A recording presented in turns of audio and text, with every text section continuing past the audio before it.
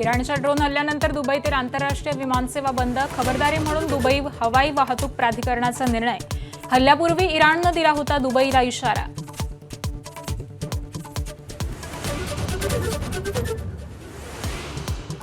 जागतिक तेल पुरवठा विस्कळीत झाल्यानं डोनाल्ड ट्रम्प चिंतेत, होर्मुझच्या सामुद्रधुनीत मिळून पेट्रोलिंग करू, ट्रम्प यांचं तेल ग्राहक देशांना आवाहन।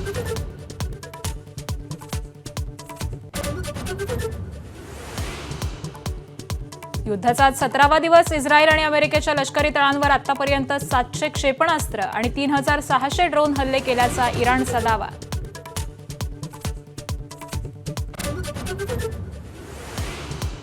एलपीजी गॅस घेऊन निघालेले दोन्ही जहाजं भारताच्या दिशेनं। शिवालिक जहाज गुजरातला दुपारी 2 वाजता पोहोचणार।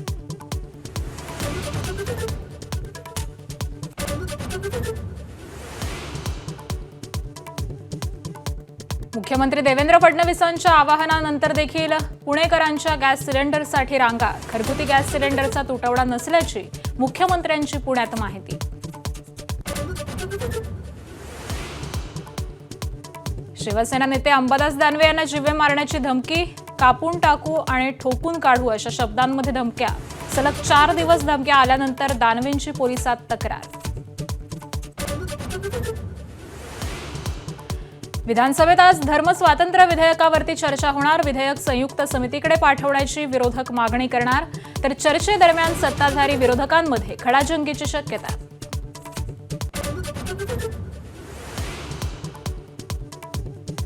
दहावी बारावीच्या परीक्षेत कॉपी प्रकरणी 103 शिक्षक निलंबित। राज्य शिक्षण मंडळाकडून राज्यातल्या कारवाईची माहिती। परीक्षा केंद्रांवरील सीसीटीव्हीमुळे समोर आले अनेक गैरप्रकार।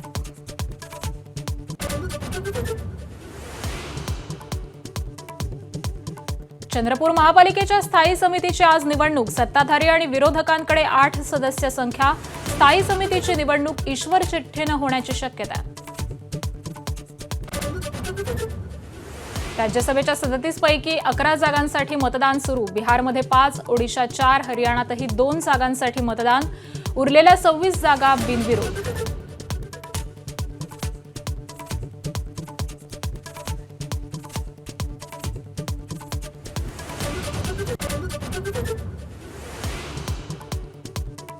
नमस्कार महाराष्ट्र, मी आकांक्षा जावडेकर। या बुलेटिनमध्ये आपलं स्वागत आहे आणि बुलेटिनच्या सुरुवातीलाच एक मोठी बातमी येतेय। ठाकरेंच्या शिवसेनेचे नेते अंबादास दानवे यांना जीवे मारण्याची धमकी आलेली आहे।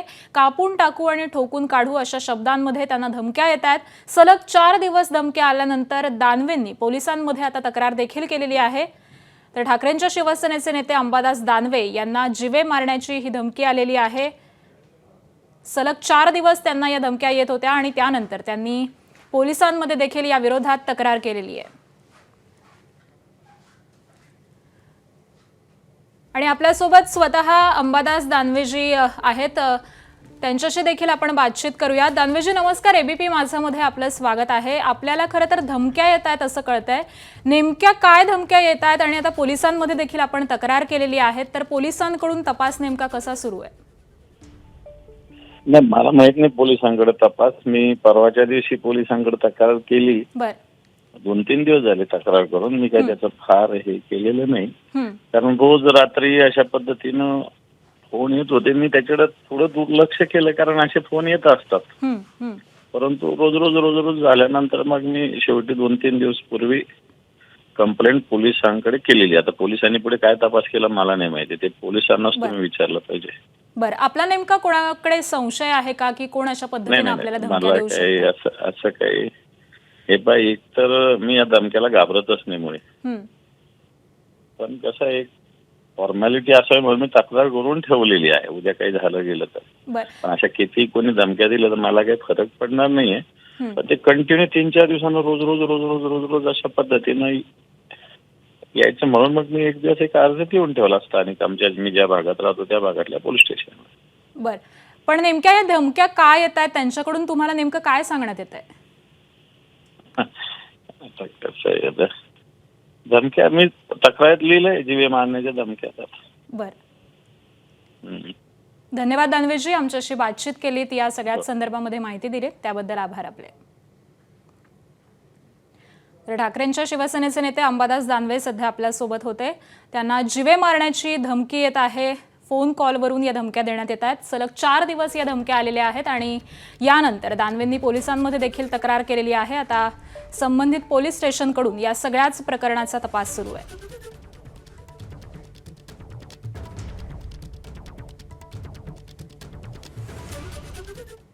आणि यानंतर युद्धासंबंधीच्या काही बातम्यांचा आढावा घेऊया. दुबईच्या विमानतळावरील आंतरराष्ट्रीय विमानसेवा ही आता बंद झालेली आहे. दुबई विमानतळ परिसरामधील ड्रोन हल्ल्यानंतर विमानसेवा ही बंद करण्यात आली आहे. दुबई हवाई वाहतूक प्राधिकरणानं हा निर्णय घेतलेला आहे. इराणच्या ड्रोन हल्ल्यानंतर विमानतळ परिसरामध्ये भीषण आग लागली. हल्ल्यापूर्वी इराणनं दुबईला इशारा देखील दिलेला होता आणि या हल्ल्यानंतर आता दुबई विमानतळावरील सगळ्या सेवा ह्या बंद करण्यात आल्या.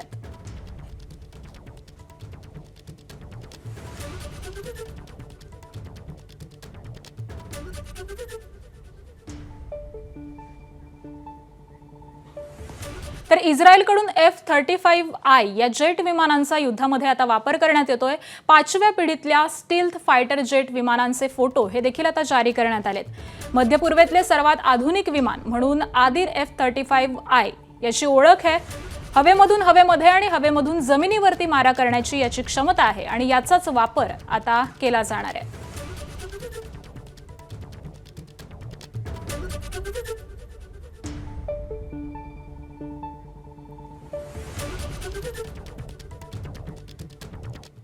अमेरिका, इस्रायल आणि इराण युद्धाचा आजचा 17वा दिवस आहे. अमेरिका आणि इस्रायलकडून इराणवरती हल्ले हे सुरूच आहेत. इराणकडून देखील प्रत्येक हल्ल्याला तोडीस तोड असं प्रत्युत्तर दिलं जात आहे. आज 17व्या दिवशी देखील हे हल्ले आणि प्रतिहल्ले सुरूच असल्याचं आपल्याला दिसतं.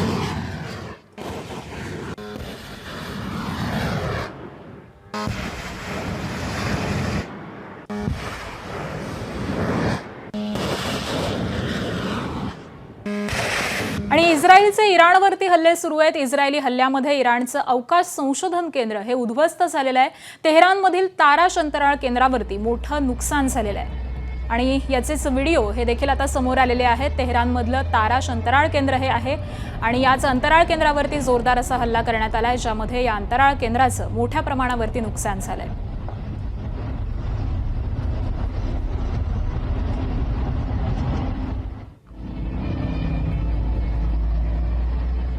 आणि इराणच्या कोम शहरामध्ये जोरदार बॉम्ब हल्ले झालेत. कॉन्क्रीट कारखान्यावरती क्षेपणास्त्र हल्ला झालेला आहे.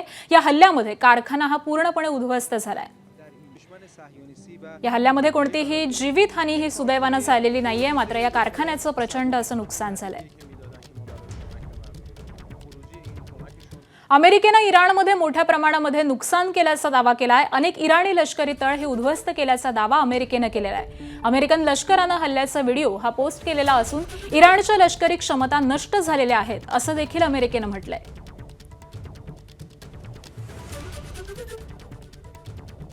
आणि इराणकडून इस्रायलवरती सेजल या आंतरखंडीय क्षेपणास्त्राचा मारा सध्या सुरू आहे. इस्रायलला प्रत्युत्तर देण्यासाठी सेजिल हे क्षेपणास्त्र सध्या वापरलं जात आहे. इराणनं इस्रायलच्या हवाई नियंत्रण कक्षाला लक्ष्य केलेलं आहे.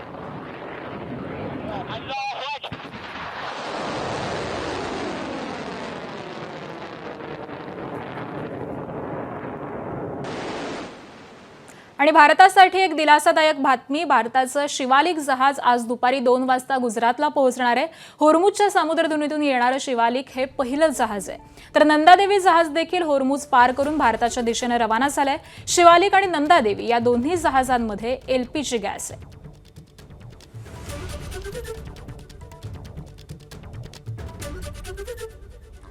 दरम्यान होर्मुझच्या समुद्रधुनीमध्ये भारताची 22 जहाजं अडकलेली आहेत. 22 पैकी 6 जहाजांमधून LPG गॅसची वाहतूक करण्यात येते. तर 4 जहाजांमध्ये कच्चं तेल आहे. एका जहाजामध्ये LNG वाहून आणला जातोय, तर एका जहाजामध्ये रसायनं आणि त्याचबरोबर 3 जहाजांमध्ये कंटेनर्स आहेत.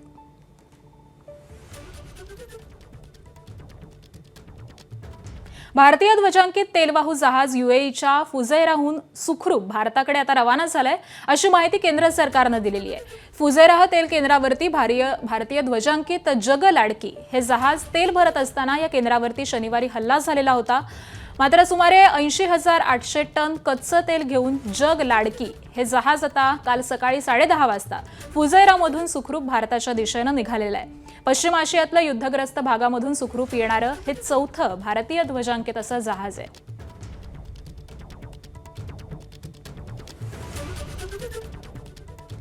जागतिक तेल पुरवठा विस्कळीत झाल्यामुळे अमेरिकेचे अध्यक्ष डोनाल्ड ट्रम्प हे चिंतेमध्ये आहेत। त्यामुळे ट्रम्प यांनी तेल ग्राहक देशांना आवाहन केलेलं आहे। होर्मुझच्या सामुद्रधुनीत मिळून पेट्रोलिंग करू असा प्रस्ताव ट्रम्प यांनी दिलेला आहे।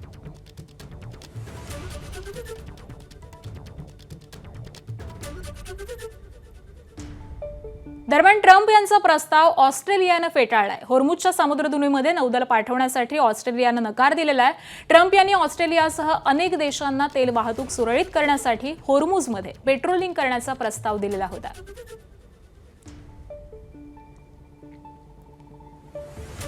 आणि ऑस्ट्रेलियानंतर जपाननं देखील डोनाल्ड ट्रम्प यांचा प्रस्ताव नाकारलाय। होर्मुझच्या सामुद्रधुनीत पेट्रोलिंग करण्याचा प्रस्ताव डोनाल्ड ट्रम्प यांनी दिला होता।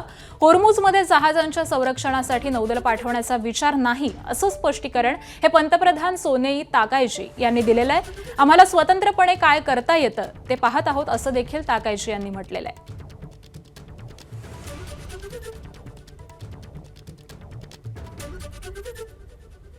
आणि यानंतर इतर काही महत्त्वाच्या बातम्या पाहूयात। काँग्रेसचे प्रदेशाध्यक्ष हर्षवर्धन सपकाळ इराणच्या दूतावासाला भेट देणार आहेत। सपकाळ मुंबईतल्या इराणच्या दूतावासाला सकाळी 11 वाजता भेट देण्यासाठी जाणार आहेत। तर सपकाळ हे खामेनी यांच्या मृत्यूनंतरचा शोक संदेश देण्यासाठी जाणार असल्याची शक्यता सध्या वर्तवली जाते।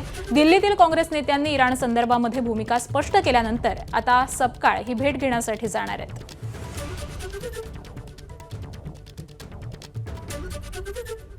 आणि नाटो देशांना डोनाल्ड ट्रम्प यांनी इशारा दिलाय। इराण युद्धामध्ये सोबत न आल्यानं ट्रम्प यांनी हा इशारा दिलेला आहे। सोबत या अन्यथा नाटो देशांचं भविष्य हे वाईट राहील असा इशारा ट्रम्प यांनी दिलाय। ट्रम्पना होर्मुझच्या सामुद्रधुनीसाठी नाटो देशांचं सहकार्य हवंय। द फायनान्शियल टाइम्सच्या मुलाखतीमध्ये ट्रम्प यांनी ही सगळी आगपाखड केलेली आहे। सगळ्या देशांनी मिळून होर्मुझमध्ये पाळत ठेवू असा देखील ट्रम्प यांनी प्रस्ताव मांडलेला आहे। Working with us for the policing of the Strait.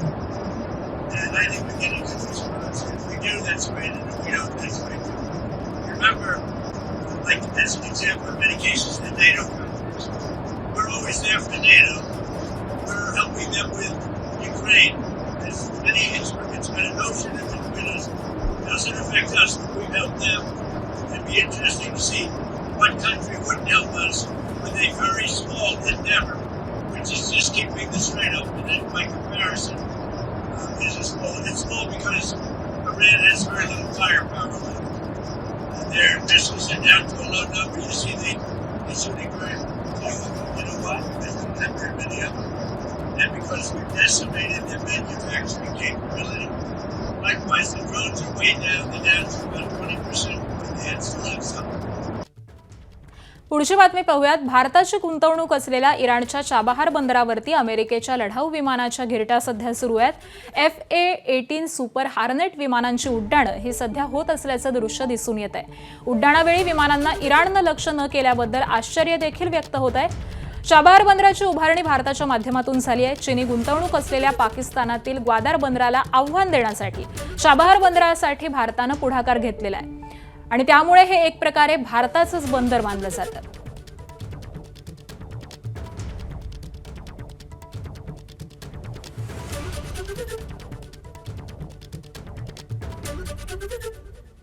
आणि यानंतर थेट जाऊयात खासदार सुप्रिया सुळे बोलतात। मी शनिवार रविवारी पुण्यात होते आणि बारामती लोकसभा मतदारसंघाचा मी सगळाच आढावा घेतला आणि मी शिरूरला अमोलदादांशीही बोलले।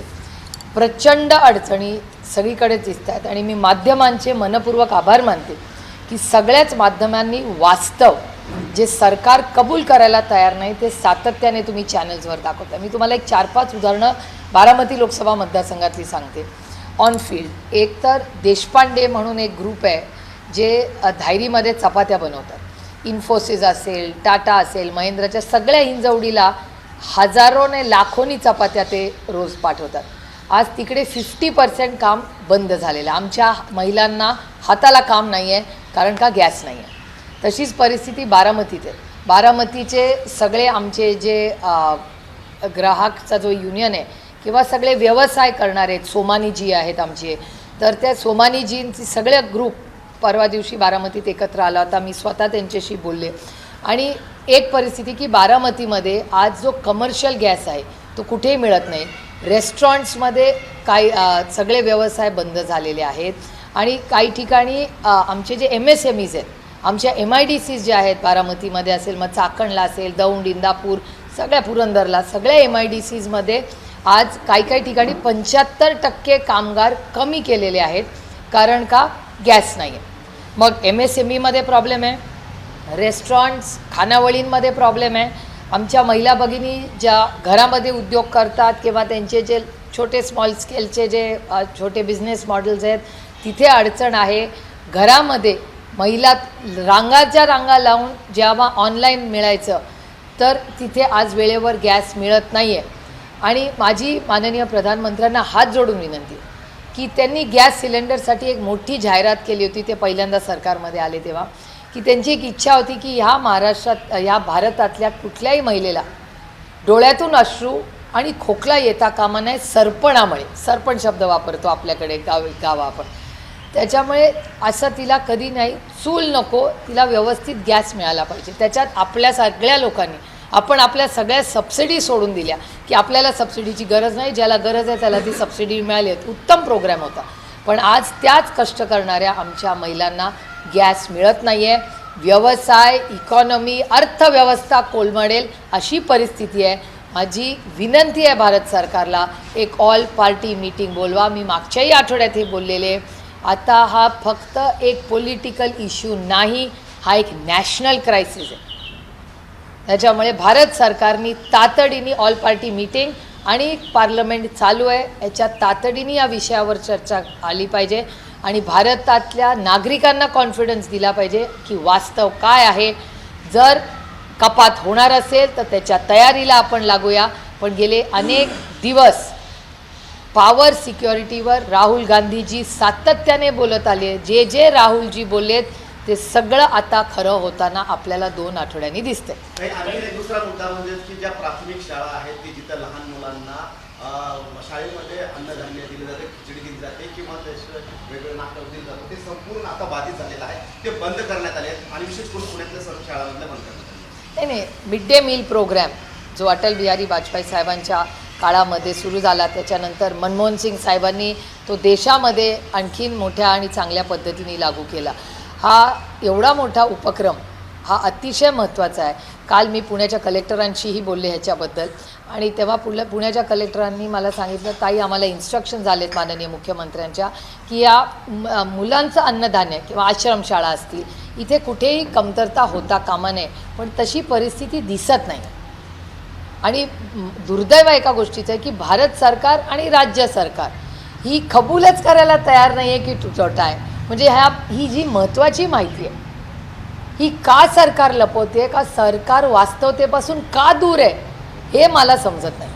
कलेक्टरांची स्टेटमेंट्स येत आहेत, कलेक्टर बिचारे जे भारत सरकार किंवा महाराष्ट्र सरकार त्यांना इन्स्ट्रक्शन्स देते त्याप्रमाणे बोलत आहेत की होर्डिंग आम्ही बंद केलं आहे. अरे होर्डिंग होतं आहे कुठे? तुटवता आहे, कमतरता आहे, हे का भारत सरकार कबूल करत नाही आणि एक मोठा ॲक्शन प्लॅन तयार करत नाही याच्यासाठी? LPG संदर्भामध्ये प्रॉब्लेम असणार नाही की कॉन्टॅक्ट म्हणून करायचा, कारण कस्टमर केअरचे संपूर्ण नंबर जे आहेत ना ते बंद आहे. बरोबर आहे. त्यामुळे अनेक गृहिणीच्या समोर, कारण अनेक दिवसापासून रजिस्ट्रेशन केलेलं आहे, डिमांड केलेली आहे, परंतु रिस्पॉन्सच मिळत नाही. कुठे कॉन्टॅक्ट करायचं नाही. ते LPGची सगळी यंत्रणा भारतात कोलॅप्स झालेली आहे. त्याच्यामुळे आम्ही तातडीने पार्लमेंटमध्ये ह्याची चर्चा मागतोय. परवाही हरदीप पुरीजींनी जे स्टेटमेंट केलं आणि चॅनल्सवर, मी विरोधक म्हणून हा आरोप करतच नाही, ही वेळच नाही आहे विरोध करायची. ही समंजसपणाने भारत सरकारने सगळ्यांना एकत्र येऊन मार्ग काढण्याची वेळ आहे. आणि जर तुटवता होत असेल तर तुम्ही सांगितलं पाहिजे लोकांना. वास्तव मारामाऱ्या व्हायला लागल्या, लोक दुकानं अटॅक करायला लागले. काय चाललंय महाराष्ट्रात आणि भारतात? गॅस सप्लायर्स जे गॅस सप्लाय करतात पोलीस सिक्युरिटीच्या अंडर, याचा अर्थ तेच आहे ना, जे आम्ही विरोधक म्हणतोय तेच वास्तव व्हायला लागलंय ना. मग भारत सरकार किंवा महाराष्ट्र सरकार का कबूल करत नाहीये? जर अडचण आहे, काल मुख्यमंत्र्यांचं स्टेटमेंट होतं की कुठेही गॅसचा तुटवडा नाहीये, विरोधक खोटं बोलतात. म्हणजे एक प्रकारे तुम्ही सांगताय की गॅसचा तुटवडा आहे, सगळीकडे दिसतोय. मी भारत सरकार किंवा महाराष्ट्र सरकारवर आरोपच करत नाहीये, मी वास्तव दाखवते. चॅनल आफ्टर चॅनल तुम्ही बघा. मी खरंच मराठी माध्यमांचे हात जोडून आभार मानते की तुम्ही कुठल्याही म्हणजे भीतीला किंवा कुठल्याही दबावाला बळी न पडता जे वास्तव आहे, आज भारतातला माणूस अडचणीत आहे, आज गृहिणी अडचणीत आहे, या वास्तवतेपासून भारत सरकार का लपतंय हे मला समजत नाही. मुख्यमंत्र्यांचं कालचं विधान खोटं आहे असं म्हणायचं? नाही, मी महाराष्ट्राच्या माननीय मुख्यमंत्र्यांना विनंती करीन की त्यांनी ही सगळी जर चॅनल्स पाहिली तर त्यांनाही कळेल की आज कुठे गॅप्स आहेत. बारामतीमध्ये आज सगळे बारामतीकर, आमचे सोमाणीजी, हे सगळे आमचे जे व्यवसायाचं जे ग्रुप आहे बारामतीचा, ते सगळं काम बघतात. त्यांचं स्वतःचं स्टेटमेंट आहे की बारामतीमध्ये कुठेही गॅस मिळत नाही. आता बारामतीसारख्या ठिकाणी ही परिस्थिती आहे, पुण्यातही आहे, बीडमध्येही आहे, नाशिकमध्ये आहे, जळगावमध्ये आहे, नागपूरमध्ये, कुठे नाही आहे तुम्ही मला सांगा. आणि फक्त महाराष्ट्रात नाही, भारतात सगळीकडे ही परिस्थिती. कुठल्याही खासदारात तुमचे नातेवाईक असतील, तुम्ही विचारा ना फोन करून. आणि डेटा तर दिसतोय ना, सगळ्या चॅनल्सवर दिसतोय, वर्तमानपत्रात दिसतंय. तुटवता तर आहेच ना. कशाची वाट बघताय महाराष्ट्र आणि भारत सरकार? दररोज मॅम 4 मिनिस्ट्री ब्रीफ करतात आणि सांगतात की डोंट पॅनिक आणि सगळ्या स्थिती जे आहेत ते नॉर्मलायझेशन वर आणलेत आणि वेसल्स पास पण झालेत. आज 2 गुजरातला पण पोहोचणार आहेत. या सगळ्यांच्या मध्ये जे कॉमन मॅन आहे त्याच्यात ती कुठे सॅटिस्फॅक्शन दिसत नाहीये, ऑन ग्राउंड ते कुठे दिसत नाहीये जे मिनिस्ट्रीज बोलतात 4 वाजता. नाही, सरकार रोज एक 4 वाजता जे बोलतं आणि वास्तव याच्यात भरडला जातोय सामान्य माणूस ना. सामान्य माणसाला नाही ना मिळत आहे सिलेंडर. तुम्ही घरातले अनुभव बघा ना, बाहेर कशाला जायचं आपण कोणी, आपल्याच अनुभव बघा. आणि मी बघते ना, मी बारामतीमध्ये मी पुन्हा रिपीटच करते, आमचे रेस्टॉरंट ओनर्स, आमच्या गृहिणी ज्या घरातून व्यवसाय करतात, त्यांच्या चपाती असेल, काय डबे देत असतील त्या असतील, किंवा आमचे अनेक शेतकरी बंधू आहेत ज्यांच्या मुलांनी आज हॉटेल म्हणून सगळ्या मोठ्या हायवेजला टाकले. सगळीकडे प्रॉब्लेम आहे. म्हणजे MSME प्रॉब्लेम, केटरिंगमध्ये प्रॉब्लेम. अरे लग्न हा केवढा मोठा बिझनेस आणि आपल्या देशामध्ये तुमच्याच सगळ्या चॅनलवर मी बघितलं की लग्नांमधले मेन्यू कमी झाले, शक्य नाही, किंवा काही ठिकाणी जेवणच देत नाही लग्नामध्ये, या अक्षता टाका आणि जा, अशी दुर्दैवानी परिस्थिती झालेली आहे. मग हे सरकार का कबूल करत नाही आहे?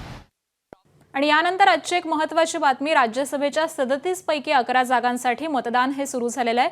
बिहारमध्ये 5, ओडिशामध्ये 4 जागांसाठीचं मतदान सुरू आहे, तर हरियाणामध्ये देखील 2 जागांसाठीची मतदान प्रक्रिया ही पार पडतेय.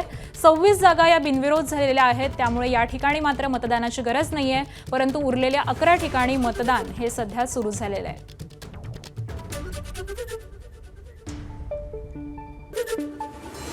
वाशिमच्या कारंजा कृषी उत्पन्न बाजार समितीत गहू विक्रीसाठी वाहनांच्या रांगा. हवामान खात्यानं वर्तवलेल्या पावसाच्या अंदाजामुळे गहू विक्रीसाठी गर्दी, तर आर्थिक वर्षाच्या व्यवहार जुळण्यासाठी काही बाजार समित्या या बंद राहणार. नंदुरबारच्या शहादामध्ये आणि शनिवार रविवार मार्केट बंद असल्यामुळे आज सोमवारी गर्दी भरपूर झाली आहे. किती आणला गहू 50 क्विंटल. कुठून आले तुम्ही? धनसपूर. गहू आणला आहे तर मार्केटले शनिवार रविवार 2 दिवस मार्केट बंद असल्याच्यानं गाड्याची खूप गर्दी आहे. आणि आम्ही तर रात्री 4 वाजता येऊन म्हणजे समजा आमचा जवळपास 400च्या वरच नंबर लागलेला आहे. नंदुरबारच्या शहादामधील सुलवाडा इथल्या उन्हाच्या तडाख्यामुळे जळालाय टरबूजचा मळा. वाढत्या तापमानाचा शेती पिकांना फटका. तापमानाचा पारा 40 अंशांपर्यंत पोहोचल्यामुळे टरबूजाचं पीक हे जळालंय. वाढत्या उष्णतेमुळे हातातोंडाशी आलेला घास हिरावल्यामुळे बळीराजा पुन्हा संकटात. टेम्परेचर वाढलं 5-10 दिवसापासून तर 50% माल खराब झाला. किती लागवड खर्च केला होता? त्याला लगभग 4.5 लाख रुपये खर्च केलेला आहे, पण अजून नफा पण नाही केला. किती नुकसान झालंय? 50% नुकसान. धाराशिव जिल्ह्यामध्ये आंबा उत्पादक शेतकरी संकटात. हवामान बदलामुळे आंब्याचा मोहर आणि लागलेले आंबे देखील गळून पडण्याची भीती. पंचनामे करून मदत देण्याची आंबा उत्पादकांची मागणी आहे. यंदा भरपूर तोवर आलता आंब्याला, पण या हवामान बदल असल्यामुळं सारखंच आबाळ येणं ही ती तो तर सगळं गळाला आणि जे राहिला ते आपलं कैऱ्या लागल्या ती सुद्धा गळाले ते खर्च तर भरपूर होतो आहे 40-50 हजार रुपये फवारणीला गेले ते काहीच उपयोग नाही. त्याच्यामुळे शासनाने पंचनामे करावेत आणि शेतकऱ्याला मदत द्यावी. वाशिममध्ये ऊन तापू लागताच पाणी टंचाईची स्थिती. वाढत्या उष्णतेमुळे विहिरी, बोअरवेल आणि लघु प्रकल्पातील पाणीसाठा वेगानं कमी होतोय. ग्रामीण भागामध्ये अनेक ठिकाणी पाण्याची पातळी खालावली. काही विहिरी कोरड्या पडण्याच्या मार्गावरती. नागरिकांमध्ये चिंता. भंडाऱ्यात रस्त्यावरती वाघाचा नाईट वॉक. लाखनी तालुक्यातील जांभळी ते निलागोंदी मार्गावरती वाघ आढळल्यामुळे वाहनधारकांची उडाली भंबेरी. व्हिडिओ सोशल मीडियावरती तुफान व्हायरल. नाशिकच्या काळाराम मंदिरामध्ये आता अयोध्येच्या धर्तीवरती धर्मध्वज फडकणार. 20 फूट उंच धर्मध्वज उभारण्याचा विश्वस्तांचा निर्णय. काळाराम देवस्थानच्या माध्यमातून तयारी सुरू. भाविकांच्या मागणीनंतर विश्वस्तांचा निर्णय. मध्य रेल्वेच्या मुंबई विभागातील टीसीनं मिळवला कोटींचा दंड वसुली मान. मोहम्मद शम्स चांद यांनी तिकीट तपासणी मोहिमेमध्ये उल्लेखनीय कामगिरी केली. चालू आर्थिक वर्षामध्ये 1 कोटी रुपयांहून अधिक महसूल वसूल करण्याचा बहुमान. धुळ्यात राज्य राखीव पोलीस दलाच्या भरतीसाठी मैदानी चाचणीला आजपासून सुरुवात. 71 जागांसाठी तब्बल 19,588 अर्ज. उमेदवारांना उन्हाचा कुठलाही त्रास होऊ नये यासाठी सोयी सुविधा देखील उपलब्ध. अहिल्यानगरच्या पारनेरमधील ढवळपुरी हादरलं. कीर्तनकार महाराजांचा अल्पवयीन मुलीवरती अमानुष अत्याचार. दुर्गादेवी वारकरी शिक्षण संस्थेचे अध्यक्ष अण्णा गुंजाळला अटक. 17 वर्षीय मुलीवरती 5 वर्षांपासून धाक दाखवून अत्याचार. आरोपीला पारनेर पोलिसांकडून तात्काळ अटक. नागपूरच्या एसबीएल कंपनी स्फोट प्रकरणातील आणखी एका जखमी महिला कामगाराचा उपचारादरम्यान मृत्यू. दुर्घटनेतील मृतांची संख्या 25 वरती पोहोचली आहे. कोल्हापूरच्या आदमापूरच्या संत बाळूमामा भंडारा यात्रेमध्ये भाविकांना विषबाधा. शीतपेय प्यायल्यामुळे भाविकांना उलटीचा त्रास. 50हून अधिक भाविकांना विषबाधा झाल्याची प्राथमिक माहिती. पुण्याच्या राजगडमधील करंजावणे गावामध्ये दुचाकी आणि रिक्षाची समोरासमोर धडक. अपघातामध्ये पिता पुत्रासह 3 जण गंभीर जखमी. सांगलीत खासगी बसला अचानक आग. शॉर्ट सर्किट झाल्यामुळे आग लागल्याची माहिती. शॉर्ट सर्किट झाल्याचं लक्षात येताच सगळे प्रवासी आणि चालक गाडीमधून बाहेर पडले. जालन्याहून ही ट्रॅव्हल्स आलेली होती. नांदेडच्या किनवटमधील इस्लामपूर येथे मुख्य मार्केट परिसरामध्ये मध्यरात्री भीषण आग. घटनेमध्ये 4 ते 5 दुकानं जळून खाक. आगीमध्ये लाखो रुपयांचं नुकसान झाल्याचा प्राथमिक अंदाज आहे. नागपूरमधील यशवंत स्टेडियम परिसरामध्ये झोपडपट्टीला आग. आगीमध्ये काही घरांचं नुकसान. अथक प्रयत्नांनंतर आगीवरती नियंत्रण मिळवण्यामध्ये यश आलंय.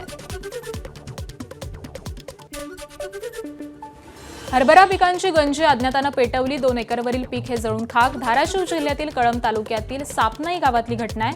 शेतकरी अशोक सुरवसे यांच्या शेतामध्ये काढून ठेवलेला हा हरभरा जळालेला आहे. सांगलीच्या कौलापूर इथल्या विमानतळाच्या जागेवरती आयोजित ख्रिश्चन प्रार्थना सभेमध्ये अंधश्रद्धेचा प्रचार आणि प्रसार. 6 जणांविरुद्ध सांगली ग्रामीण पोलीस स्टेशनमध्ये गुन्हा दाखल. ले हँड प्रे केल्यामुळे आजार कमी झाल्याचं सांगत अंधश्रद्धेचा प्रचार. संयोजकांकडून प्रशासनाने घातलेल्या अटी व शर्ती यांचे उल्लंघन झाल्याने प्रशासनाकडून सदर कार्यक्रम करण्यासाठी दिली गेलेली परवानगी रद्द करण्यात येत असून कौलापूर येथे दिनांक 14/3/2026 ते दिनांक 15/3/2026 या 2 दिवशी होणारे सर्व कार्यक्रम जे महाराष्ट्र प्रेयर फेस्टिवलने आयोजित केले आहेत ते सर्व रद्द करण्यात आलेले आहेत. विधानसभेत आज धर्मस्वातंत्र्य विधेयकावरती चर्चा होणार. जबरदस्तीने धर्मांतर करणाऱ्याला 7 ते 10 वर्षांची कैद तर 1 लाख ते 7 लाख रुपयांपर्यंत दंडाची शिक्षा होणार असल्याचं विधेयकामध्ये नमूद. दोन्ही सभागृहांची मंजुरी मिळाल्यानंतर विधेयक राष्ट्रपतींकडे मान्यतेसाठी पाठवलं जाणार. धर्मस्वातंत्र्य विधेयकाबाबत चर्चा होईल तेव्हा विषय मांडू. या कायद्याची कायम गरज आहे. विजय वडेट्टीवार यांचा प्रश्न. काही विषारी मंत्री पोसले जात आहेत. कायदे आणून 2 धर्मामध्ये तेढ निर्माण करून मतांची पोळी भाजण्याचा त्यांचा प्रयत्न असल्याचीही वडेट्टीवारांची टीका. विधेयक काल आता इंट्रोड्यूस झालेलं आहे परवा. आता यावर चर्चा होईल त्यावेळेस आम्ही मांडू. आज नक्कीच बोलणार या कायद्याची काय गरज आहे. काही विषारी मंत्री पोचले जात आहेत, ते सरसकट सगळे काय म्हणजे त्यांना जे शपथ घेत आहेत ती शपथसुद्धा आपण घेतली, ती काय त्यातले वाक्याचं शब्दाचा अर्थ तरी यांना कळतो का आपण पाहतोय. त्यामुळं हे कायदे आणून अशा पद्धतीचे दोन धर्मामध्ये तेढ निर्माण करून मताची पोळी शेकण्यासाठी आणलेलं हे विधेयक आहे, त्यावर चर्चा होईल. अजित पवारांच्या अपघाती निधनावरती आज तरी विधिमंडळामध्ये चर्चा होणार का? 293च्या प्रस्तावावरून विरोधकांकडून 3 दिवसांपासून मुद्दा सभागृहामध्ये चर्चेला आणण्यासाठी प्रयत्न, तर विरोधक आणि सत्ताधारी आमदारांची काय भूमिका असणार हे पाहणं महत्त्वाचं राहणार. राहुरी आणि बारामती इथे पोटनिवडणुका बिनविरोध होऊ द्याव्यात असं मुख्यमंत्र्यांचं आवाहन, पण याबाबत अजून कोणतीही चर्चा नाही. महाविकास आघाडीच्या बैठकीमध्ये चर्चेनंतरच अंतिम निर्णय. सत्ताधारी किंवा इतर पक्षांकडून कोणताही अधिकृत प्रस्ताव आला नाही. काँग्रेस नेते विजय वडेट्टीवार यांची माहिती. नाही, या संदर्भात कुठलीही चर्चा झालेली नाही आणि चर्चा झाल्यानंतरच निर्णय होईल. महाविकास आघाडीच्या बैठकीमध्ये चर्चा करू आणि निर्णय घेऊ, पण अद्याप तरी या संदर्भात कुठलाही प्रस्ताव सत्ताधाऱ्याकडून किंवा सिटिंग आमदारांच्या पक्षाकडून आलेला नाही. कारण अनेक ठिकाणी आम्ही बिनविरोध विचार केला, पण त्यांनी उमेदवार उतरवलेत.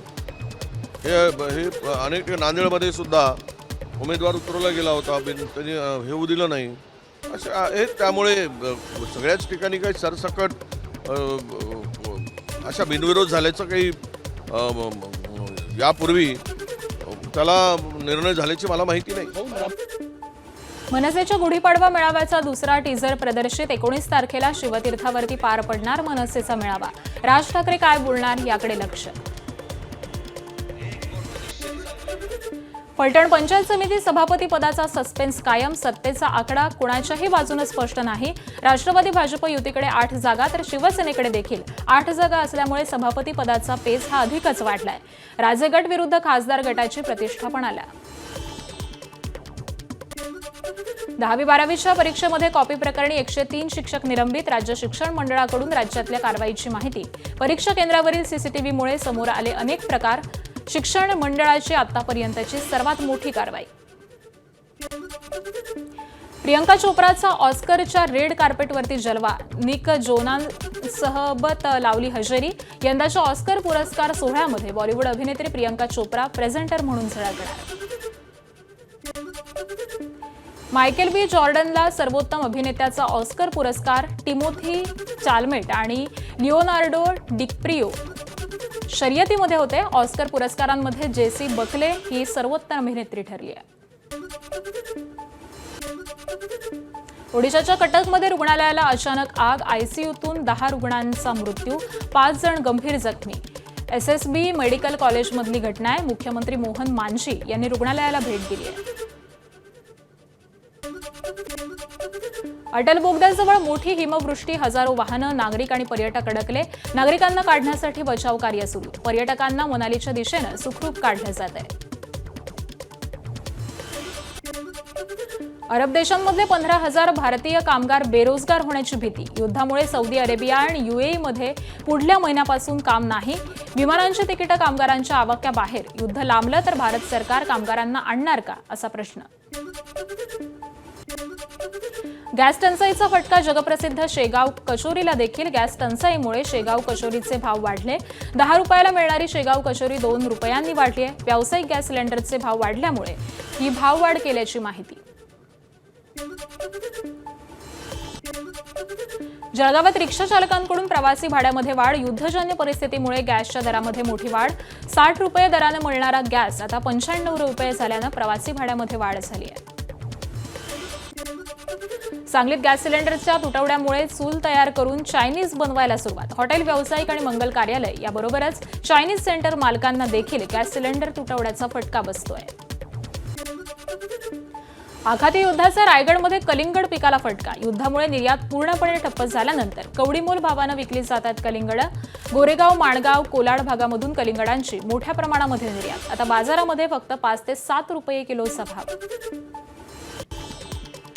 युद्धाचं सगळं संकट ओढवल्यामुळं कंटेनर सगळे पडून राहिलेत आणि जे मार्केटला माल जाणार होता तो आता व्यापारी आमच्या शेतात येत नाही आहेत आणि 5 आणि 7 रुपयाचा मार्केट घेऊन आम्हाला लोकल मार्केटला माल द्यावा लागतोय, पण त्यामध्ये आमची काढणी वगैरे सगळं काही परवडतच नाही. त्याच्यामुळे आम्ही हा माल सगळा काही शेतातच आमचा पडून राहिलेला आहे. इराणच्या कोम शहरामध्ये जोरदार बॉम्बस्फोट, कॉन्क्रीट कारखान्यावरती क्षेपणास्त्र हल्ल्यामध्ये कारखाना पूर्णपणे उद्ध्वस्त आहे, जीवितहानी नाही. इराणी सैन्य आणि IRGCचे जोरदार प्रत्युत्तर, इस्रायल आणि आखाती देशांमधील अमेरिकेच्या तळांवरती हल्ले, UAEतील अल दफरा इथल्या अमेरिकेच्या तळावरती लक्ष, तर इराणकडून आतापर्यंत 700 क्षेपणास्त्र हल्ले, 3300 ड्रोनचाही वापर. इराणकडून इस्रायलवरती सेजिल या आंतरखंडीय क्षेपणास्त्राचा मारा, इस्रायलला प्रत्युत्तर देण्यासाठी सेजिल क्षेपणास्त्र वापरलं, इराणनं इस्रायलच्या हवाई नियंत्रण कक्षाला लक्ष्य बनवलंय. इराणवरील हल्ल्याचा व्हिडिओ कारच्या डॅश कॅममध्ये कैद, रस्त्याच्या कडेला झालेल्या हवाई हल्ल्यामुळे मलबा गाड्यांच्या ताफ्यावरती पडलाय.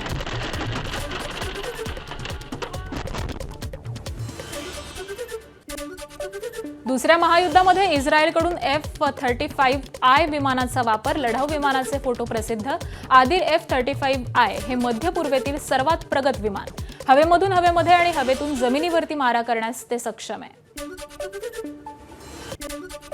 इस्रायलचे इराणवरती जलद हल्ले सुरूच, इस्रायली हल्ल्यामध्ये इराणचे अवकाश संशोधन केंद्र उद्ध्वस्त, तेहरानमधील ताराश अंतराळ केंद्राचंही मोठं नुकसान. इराणमध्ये अनेक इराणी लष्करी तळ उद्ध्वस्त केल्याचा दावा अमेरिकन लष्करानं पोस्ट केलाय. हल्ल्याचा व्हिडिओ, इराणच्या लष्करी क्षमता नष्ट झालेल्या आहेत, अमेरिकेची माहिती. आणि एक ब्रेकिंग बातमी पाहूयात. वाढत्या उष्णतेच्या पार्श्वभूमीवरती वाशिम जिल्ह्यातील सगळ्या माध्यमिक आणि उच्च माध्यमिक शाळांची वेळ ही सकाळच्या सत्रामध्ये घेण्याचे आदेश हे शिक्षण विभागाने दिलेले आहेत. विदर्भामध्ये तापमानाचा पारा हा 40 अंशांच्या पार गेलाय आणि त्यामुळे खबरदारीचा उपाय म्हणून आजपासून शाळा या सकाळी 7 ते 11 या वेळेमध्ये भरवल्या जाणार. विद्यार्थ्यांच्या आरोग्याची काळजी घेण्यासाठी हा महत्त्वपूर्ण असा निर्णय घेण्यात आलेला आहे. पुढची बातमी पाहूयात. BMC रुग्णालयामध्ये साफसफाईचं कंत्राट मिळाल्याचा बनाव करत व्यावसायिकाची कोट्यवधींची फसवणूक करण्यात आलेली आहे. पालिकेच्या 7 रुग्णालयांमध्ये स्वच्छतेचं कंत्राट मिळालं असं सांगत बँक गॅरंटीसाठी व्यावसायिकाची 5 कोटींची फसवणूक करण्यात आली आहे. व्यावसायिक अनीस खान याच्या तक्रारीवरून फसवणूक करणाऱ्या मोहम्मद गुलाम रोशनवरती फसवणुकीचा गुन्हा दाखल करण्यात आलाय. अनीस खान यांना 5 कोटींच्या गुंतवणुकीच्या बदल्यामध्ये दरमहा 18 लाख रुपये कमिशन देण्याचं आमिष हे दाखवण्यात आलेलं होतं. मोहम्मद गुलाम रोशनवरती जे मार्ग पोलीस ठाण्यामध्ये आता फसवणुकीचा गुन्हा दाखल करण्यात आलाय, तर सत्र न्यायालयानं अटकपूर्व जामीन हा नाकारलेला आहे.